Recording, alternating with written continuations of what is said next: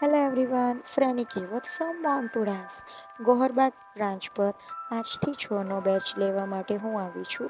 અને આજે ક્લાસીસ પર એક સ્ટુડન્ટની બર્થડે હતી, તો એણે બધા સ્ટુડન્ટને ડેરી મિલ્ક શેર કરી અને બધાએ એને વિશ કર્યું.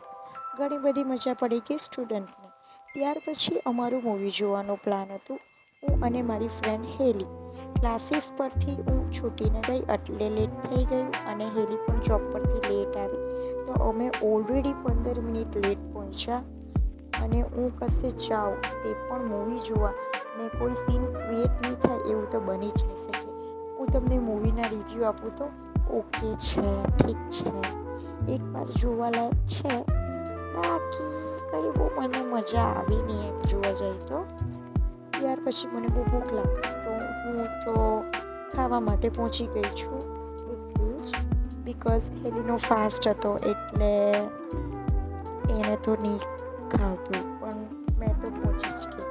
ત્યાર પછી કેટલી બધી જગ્યાએ ફર્યા પછી અને કેટલી બધી રેસ્ટોરન્ટ બંધ થઈ ગઈ અને ફાઇનલી પછી અમને એક રેસ્ટોરન્ટ જેમ તેમ મળી અને ફાઇનલી પછી અમે ખાધું. બધી સુખ દુઃખની વાતચીત કરતાં કરતાં શું ચાલે છે, શું નથી ચાલતું અને કેટલા ડ્રામા અને કેટલા સીન ક્રિએટ થાય છે આખો દિવસમાં, તે બધી વાતચીત કરી. બેસ્ટ ફ્રેન્ડ સાથે વાત કરવાની મજા કંઈ અલગ જ હોય છે. અને ત્યાર પછી અમે યામિનીને ઘણું મિસ કર્યું, એ અમારી સાથે આજે આવી નહીં હતી એટલે.